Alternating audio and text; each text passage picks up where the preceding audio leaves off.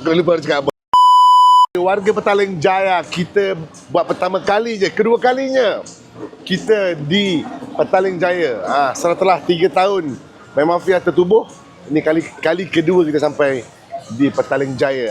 Kita kat Dewan Civic dari 18 sampai 21 hari bulan. Dewan Civic bersama Russia Fusion Food Festival. Ada kupon, so korang boleh beli mac and cheese dengan kupon. Apa ni? Di MPBJ kita kat sana, kita ada kulit cheese ni.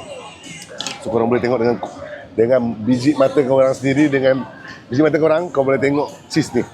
Depan mata kau boleh rasa, chef saya nak rasa, chef saya teringin nak rasa. Boleh. Kita payung ni Selonggong, rasa. Kunyah ni. Kunyah cheese ni. Ni lady cheese, lagi gigit. Tapi saya tak gigit, takut gigit saya patah. Kita ada di situ 4 hari. Korang kena datang, korang wajib datang. Sebab apa? Ada cheese baik dia.